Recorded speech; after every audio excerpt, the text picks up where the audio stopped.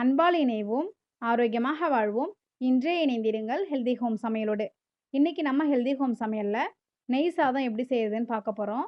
நெய் சாதம் செய்யறதுக்கு முதல்ல ஒரு முடி தேங்காய் நம்மளுக்கு தேவை. தேங்காவை இதை மாதிரி கீறி எடுத்துப்போம். மிக்ஸி ஜாரில் போட்டு பால் எடுத்துப்போம். நான் வந்து 1.5 டம்ளர் அரிசி இன்னைக்கு வைக்க போகிறேன். அதனால இந்த தேங்காயில் 3 டம்ளர் தண்ணி சேர்த்து அரைச்சி எடுத்துக்கிறேன்.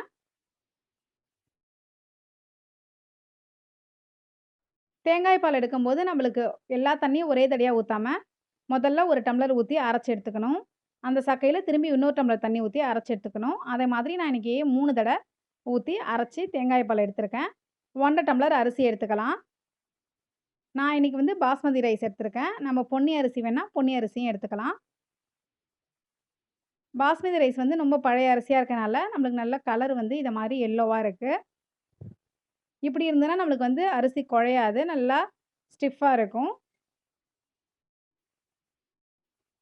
இதில் இப்போ நம்ம தண்ணி ஊற்றி அலசிப்போம்.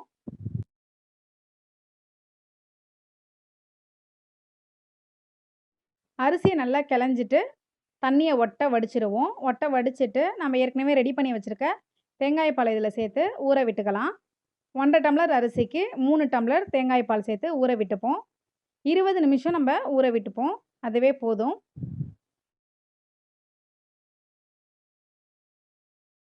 தேங்காய் பால் சேர்த்து 20 நிமிஷம் ஊற விட்டுப்போம். கொஞ்சம் கம்மியாக இருக்கனால நான் தண்ணி சேர்த்துக்கிறேன்.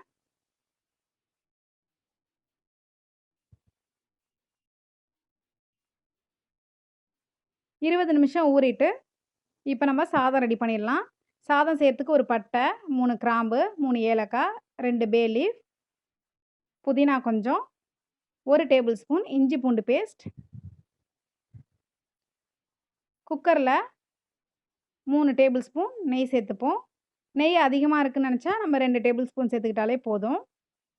இந்த மாதிரி நெய் சேர்த்தோம்னா நம்மளுக்கு கையில் கொஞ்சம் நெய் ஒட்டும். ஏன்னா ஏற்கனவே நம்ம தேங்காய் பால் சேர்க்குறனால அதில் உள்ள எண்ணெயும் இருக்குது. அதனால் நம்மளுக்கு வேணும்னா 3 டேபிள் ஸ்பூன் சேர்த்துக்கலாம், இல்லைனா 2 டேபிள் ஸ்பூனே போதும். இதில் நம்ம வச்சுருக்க ட்ரை இன்க்ரீடியன்ட்ஸ்லாம் போட்டுருவோம். ஒரு பட்டை, 3 கிராம்பு, 3 ஏலக்காய், பே லீஃப் வந்து 2 சேர்த்துப்போம். நல்லா இது பொரிஞ்சதுக்கப்புறமா இதோட நம்ம வெங்காயம் சேர்க்க போகிறோம்.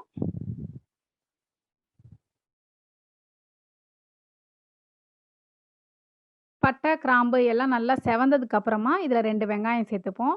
இதில் வந்து நம்ம மசாலாவுக்கு இந்த ஐட்டம் தான் சேர்க்குறோம். அதனால் அது நல்லா வறுபட்டதுக்கப்புறம் தான் நம்ம வெங்காயம் சேர்க்கணும். வெங்காயம் போட்டு நல்லா வதக்கிப்போம். வெங்காயம் கலர் சேஞ்ச் ஆகிற வரைக்கும் நம்ம வதக்கணும். இப்போ பார்த்தோம்னா நம்மளுக்கு வெங்காயம் கலர் சேஞ்ச் ஆகிட்டு இந்த ஸ்டேஜ் வந்தோடனே 1 டேபிள் ஸ்பூன் இஞ்சி பூண்டு பேஸ்ட்டு சேர்க்கணும். இஞ்சி பூண்டை வந்து நம்ம சாப் பண்ணி போடக்கூடாது, இதில் டேஸ்ட் வராது. அதனால் நல்லா ஃபைனாக அரைச்சிட்டு தான் நம்ம சேர்க்கணும். இஞ்சி பூண்டு பேஸ்ட் வாசனை போகிற வரைக்கும் வதக்கிப்போம். அப்புறமா நம்ம ஏற்கனவே இதில் ஊற வச்ச பாஸ்மதி ரைஸை சேர்த்துப்போம். முதல்ல ரைஸை சேர்த்துட்டு அதுக்கப்புறம் அந்த தேங்காய் பாலை அதில் சேர்த்துடுவோம்.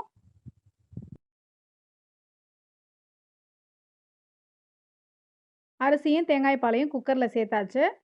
இதுக்கு தேவையான அளவு உப்பு சேர்த்துப்போம். பச்சை மிளகாயோ நம்ம தக்காளியோ இதில் சேர்க்கலை.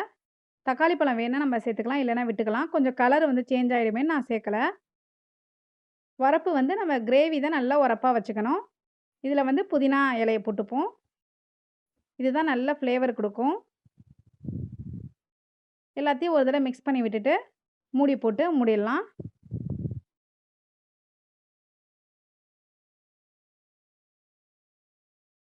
மூடி போட்டு மூடினதுக்கப்புறமா ஸ்டீம் வருதான்னு செக் பண்ணிவிட்டு வெயிட் போட்டுப்போம். சிம்மில் வச்சு லோ ஃப்ளேமில் வச்சு 2 விசில் விட்டு ஆஃப் பண்ணிப்போம். இப்போ விசில் வந்துட்டு அடுப்பை ஆஃப் பண்ணிடலாம். நல்லா ஸ்டீம் வெளில போனதுக்கப்புறமா ஓப்பன் பண்ணி பார்க்கலாம். சூட்டோட சாதத்தை கிளறும்போது குழஞ்ச மாதிரி ஆகிடும், உடஞ்சி போயிடும் பாஸ்மதி ரைஸ். அதனால் கொஞ்சம் ஆற விட்டுட்டு கிளறி விடலாம். இது மேலே வறுத்த முந்திரி பருப்பை போட்டுப்போம்.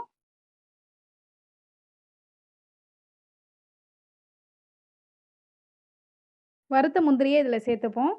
நான் வந்து கொஞ்சம் ஆறுனதுக்கு அப்புறமா இதை மாதிரி ஒரு பாத்திரத்தில் போட்டு எல்லாத்தையும் ஒன்றா மிக்ஸ் பண்ணிக்கிறேன். இந்த மாதிரி குலுக்கி விடும் போதே எனக்கு சாதம் வந்து உடையாமல் முழுசாக இருக்கும்.